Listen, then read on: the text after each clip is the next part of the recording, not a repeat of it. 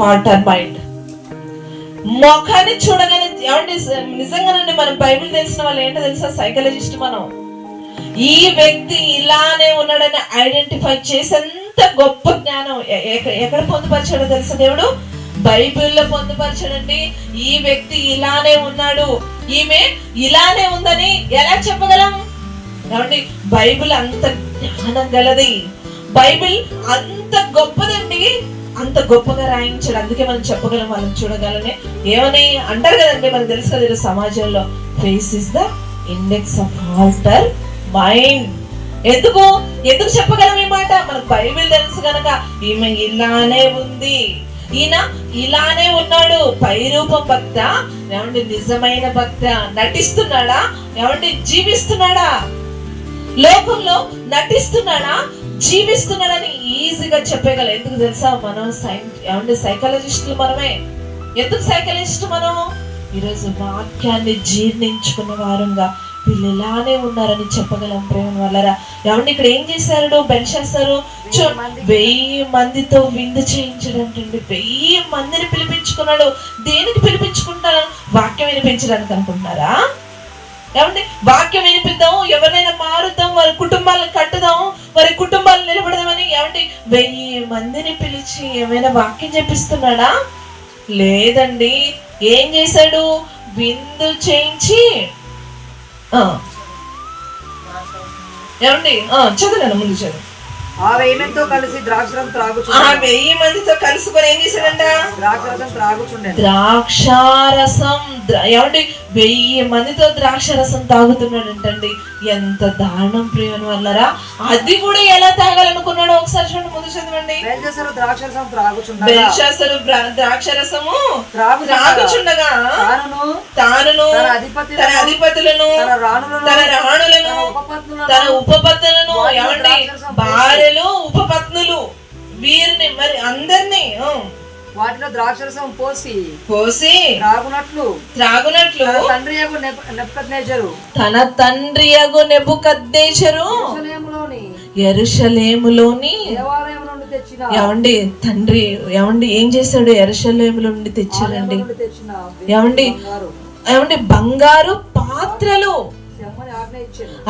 చెప్పాడండి. ఏమని? ఇదిగో 1000 మందిని పిలిపించుకున్నాడు, రాణులను ఉపపత్తులను అందరిని పిలిపించుకొని 1000 మందితో ఏమండి ఎంజాయ్ చేస్తూ ఏమంటే ఆ ద్రాక్షరసం తెప్పించుకొని అవి కూడా ఎలాంటి యెరూషలేము దేవాలయములో నుండి తన తండ్రియగు నెబుకద్నెజరు ఏమంటే తెచ్చినవండి. అవి ఏమంటే తనేదో కష్టపడి సంపాదించినవి కాదు, తన తండ్రి తెచ్చిన ఆ యొక్క బంగారు పాత్రలో ఏమండి ఆ ద్రాక్షరసం పోసుకొని తాగుదాం అనుకున్నాడంటండి. ఏమండి ఇలాంటి వాళ్ళు కూడా ఉండరా? అందుకేనండి కిక్ అన్నది ఏమంటే మామూలుగా తాగితే కిక్ రాదంటండి. ఆ తాగే విధానంలో కొన్ని విధాలు ఉంటాయంట. ఈ విధంగా తాగాలి, ఇలానే తాగాలి, అలానే తాగాలని కొన్ని ఊహలు ఉంటాయండి. ఒక్కొక్కరికి ఒక్క టేస్ట్ అంటండి ఇది. అలానే ఈయనేం చేశాడు? ఏమంటే మామూలుగా తాగితే కిక్కు రాదురా, నా తండ్రి తెచ్చాడు, బంగారు పాత్రలు ఉన్నాయి, యెరూషలేము దేవాలయంలో తీసుకురండి, నేను ఇలా తాగితే నాకు ఏమంటే సంతృప్తి ఉండదు, ఇలా తాగితే నాకు కిక్ ఎక్కదు అని ఏం చేశాడు? ఆ బంగారు పాత్రలను తెప్పించుకొని ఏమంటే తాగుతున్నాడు అంటండి.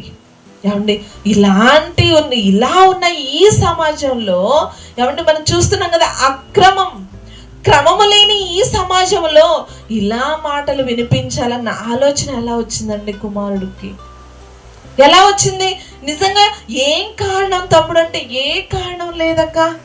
కేవలం తండ్రి మాటలు చేరవేయాలి, కేవలము తండ్రి మాటలే వినిపించాలి. ఏంటండి ఆ ప్రేమ, ఏంటండి ఆ భక్తి? నిజంగా ప్రేమ వల్లరా మారితే ఇలా మారాలి, బ్రతికితే ఇలా బ్రతకాలి. ఎందుకో తెలుసా? చెప్పాను కదా, ఆల్రెడీ మనం కాటికి కాలు చాపున్నాం. ఏ క్షణాన ఎవరి కబురు ఎలా వినిపిస్తుందో తెలీదు, ఏ క్షణాన ఎలా కనుమూస్తామో తెలీదు. కనుమూసేసరికి అందుకేనంటే విందు చేసే వారి ఇంటికి వెళ్ళకండి, మీరు ప్రలాపించి వారి ఇంటికి వెళ్ళండి. ఎందుకు తెలుసా? అక్కడికి వెళ్తే నీ బ్రతికేంటో తెలుస్తుందరా. అక్కడికి వెళ్తే నువ్వు ఎలా బ్రతకాలో తెలుస్తుంది, ఏం జరుగుతుందో తెలుస్తుంది, ఏం అవుతుందో తెలుస్తుంది. ఎందుకో చెప్పనా, వాళ్ళ ఏడుపులు నీకు ఏమంటే ఏడుస్తున్నప్పుడు మనకు కూడా ఏడుపు వస్తుంది కదా. వాళ్ళని చూసినప్పుడు ఇంతే కదా జీవితం అనిపించదా? వాళ్ళు ఏడ్చి ఏమంటే రొమ్ములు బాదుకొని ఏడుస్తుంటే మనకి ఏమనిపిస్తుంది? అయ్యో అనిపిస్తుంటుంది. ఆ కాసేపు మనం ఏడుస్తాం, ఆ కాసేపు వారితో మన మనసు స్పందిస్తుంది. కానీ అక్కడి నుండి బయటకు వచ్చేసరికి మరలా మర్చిపోతున్నాడు మనిషి. మర్చిపోతున్నాడా లేదా? మర్చిపోతున్నాడు. అలా మర్చిపోకూడదేనండి. ఈరోజు ఈ మాటలు తెలియజేయడానికి కుమారుడు ఈరోజు నడుం బిగించి ఈ మాటలు వినిపించాలనుకున్నాడు. ఎందుకో తెలుసా? కొందరినైనా అగ్నిలో నుండి లాగి రక్షించుకునే ప్రయత్నం చేయాలండి మనం. ఏమండి, ఎంతకాలం ఉంటాం చెప్పండి? ఎంతకాలం ఉంటాం? ఒక స్త్రీలుగా మన బాధ్యతలు మరిచి మనం బ్రతుకుదామా? ఒక తండ్రిగా మన బాధ్యతలు వదిలేసి బ్రతుకుదామా? ఒకసారి ఆలోచించండి. ఏమండి, భర్త తప్పు చేశాడంటే ఆ తప్పును కప్పుపుచ్చుకొని ఏమండి ఆ తప్పును మన భర్తతో హెచ్చరించుకుంటూ ఏమండి మన విధేయతతో ఆయన కాపాడుకోవాలి. మన పిల్లలు తప్పు చేస్తున్నారా మందలించుకుంటూ వాక్యాన్ని వారికి చేరవేస్తూ ప్రతిరోజు వాక్యాన్ని వాళ్ళకి నేర్పించాలి. ఎలా నేర్పించాలో తెలుసా? ఏమండి, పడుకున్నప్పుడు నాన్న ప్రార్థన చేసుకో, వాక్యం చదివేవా లేదా? చదువు. మాకు వాక్యం రాదు కదా, మేము నేర్చుకోలేదు కదా, నువ్వు చదువు, మేము వింటాము అని ఇలా నచ్చ చెప్పుకొని మంచి మార్గంలో పిల్లల్ని పెట్టుకోవాలి. ప్రేమ వాళ్ళరా, మంచి మార్గంలో పెట్టగలిగితే నిజమైన తల్లిదండ్రులు అవుతామండి. నిజమైన తల్లిదండ్రులము అనిపించుకోవాలి అనంటే ఈ లక్షణాలు మనలో ఉండాలి కదా, ఈ వాక్యం మనలో ఉండాలి కదా, ఈ మాటలను మనం జీర్ణించుకోవాలి కదా. జీర్ణించుకోకుండా ఈ మాటలు వస్తాయండి? ఆలోచించండి. మనం మాటలు ఇవి జీర్ణించుకోకుండా ఈరోజు ఏమండి వింటున్నాం, ఏమండి ఇంతటితోనే ఏదో చెప్పారులే, తమ్ముడు పిలిచాడు, అక్క వచ్చింది, వాక్యం చెప్పింది, వెళ్ళిపోయింది, ఇంతేనా? ఏమండి, నా లెక్క పూర్తి అవుతుంది, మీ లెక్క పూర్తి అవ్వాలంటే మీరేం చేయాలి? ఒక చెవితో విని ఒక చెవితో విడిచిపెడదామా? వద్దు ప్రేమ వాళ్ళరా. దేవుడు ప్రేమించి మాటలు చేరవేశాడు తెలుసా. నిజంగా ఇక్కడికి రావడానికి మా ప్రయాస తండ్రికి తెలుసండి. ఒక స్త్రీలుగా ఏమండి, ఒక స్త్రీలుగా ఎంత ప్రయాస తెలుసా. ఎందుకంటే ఒక గంట చెప్పడానికి ఇన్ని గంటలు ఏమండి ప్రాణాపాయంతో ఉన్న స్థితిలో నుండి ఇక్కడికి రావాలా? ఒక గంట 4 మాటలు చెప్పడం కోసం ఇంత ప్రయాస అవసరమనండి. ఒక్క మాటలోనే పరమార్థం ఉంది, ఒక్క మాటలోనే జీవం ఉంది. ఆ ఒక్క మాట మిమ్మల్ని బ్రతికిస్తుంది. ఈ లోకంలో మీరు మరణించవచ్చు, కానీ మరో లోకం అంటుంది తెలుసా. ఆ మాటలు మీరు ఏమన్నా జీర్ణించుకోగలిగితే, ఆ మాటలు మీ గుండెల్లో ఉండగలిగితే, ఆ మాటలు మీరు ఒకవేళ అనుసరించి జీవించినట్లయితే ఖచ్చితంగా ఏమండి విశ్రాంతి అంటే నెమ్మది పొందు స్థలానికి మీరు చేరుకుంటారు. ఖచ్చితం అండి. కొద్ది మాటల కోసం ఇంత ప్రయాణం అవసరం అండి. ఏమండి, తర్వాత చూడండి, తమ్ముడు పంపించాను, ఆ పడవ పరిస్థితి ఎంత ఘోరంగా ఉందో తెలుసా. ఆ పడవ ప్రయాణం ఎంత కష్టంగా ఉందో తెలుసా. చెప్పాను కదా, ఒక్క క్షణం ఏమండి పడవ అంచుల వరకు నీళ్ళున్నాయి. ఒక్కసారి కన్న తండ్రి వద్దు నాన్న అనుకుంటే అలా తిరగబడిపోతుందండి పడవ. 4 మాటల కోసం అంత ప్రయాస అవసరం అండి. ఈ 4 మాటలు మీకు చేరవేయడం కోసం ప్రాణాలకు తెగించి రావాలా? ఆలోచించుకోండి ప్రేమ వల్ల. కొద్ది కాలం ఎందుకు నేను ఇంత బాధతో చెప్తున్నానో తెలుసా, ఎందుకు ఇంత ఆవేదనకు చెందుతూ చెప్తున్నా తెలుసా. వాక్యాన్ని తెలుసుకున్న వాళ్ళంగా, వాక్యాన్ని జీర్ణించుకున్న వాళ్ళంగా ఒక్క క్షణంలో వెళ్ళిపోతాం కదా. ఏమండి, ఒక్క క్షణంలో వెళ్ళిపోతాం. ఎలా వెళ్ళిపోతాం తెలీదు. హార్ట్ బీట్ ఆగిపోయి వెళ్ళిపోతాం తెలీదు. గడప దాటుతూ, గుమ్మం దాటుతూ ఏమండి కాళ్ళు ఏమన్నా మెలుకు తిరిగి ఆ విధంగా అయినా చనిపోవచ్చు, యాక్సిడెంట్లు అయినా చనిపోవచ్చు. ఏమండి, మాట్లాడుతూ నిలబడుతూ మైకి పట్టుకొని మాట్లాడుతూ కూడా వెళ్ళిపోవచ్చు. ప్రేమని వాళ్ళరా, ఎలా అయినా వెళ్ళిపోతాం.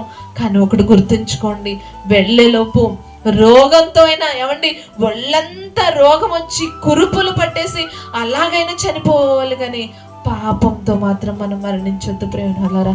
పాపంతో మరణిస్తే దాని జీతం తెలుసు కదా, దాని యొక్క లాభం మనకు తెలుసు కదా ప్రేమ వాళ్ళరా. వద్దు. ఇంత వాక్యం తెలిసి, ఇన్ని మాటలు నేర్చుకొని, ఇంత ప్రయాసపడి, ఇంత సమయాన్ని ఏమండి మీ పనులన్నీ పక్కకు పెట్టి వచ్చారు కదా. ఏమండి, మీ భార్య పిల్లలు ఏమండి ఇంట్లో చేరని వాళ్ళు ఎందరున్నా, అత్తమామలు అసహించుకున్న వాళ్ళు ఉన్నా, ఎందరున్నా, ఎన్ని మాటలన్నా మీరు వచ్చారు కదా. సమయాన్ని ఏమండి ఎవరో ఏమో అనుకుంటారు, తమ్ముడు కుమారుపై ప్రేమ ఉండి మీరు వచ్చినా కుమారుడు ఏమో అనుకుంటాడని మీరు వస్తే పొరపాటండి. నా దేవుడు ఏమనుకుంటాడు, నేను వాక్యం వినపోతే నేను ఏమైపోతానన్నా మంచి మనసు దృక్పథముతో మనం ఆ మాటలు వినాలి. ప్రేమను వాళ్ళ బెల్షస్సర్ ఏం చేశాడు ఏమండి, తర్వాత ఏమైంది, చనిపోయాడండి. రాత్రికి రాత్రే చనిపోయాడండి బెల్షస్సరు. కంటిని మీరు చదువుకుంటూ వెళ్తే 24 వచనంలో ఏమండి, రాత్రికి రాత్రేనండి ఒక కల వచ్చింది, కలభావం చెప్పమన్నాడు.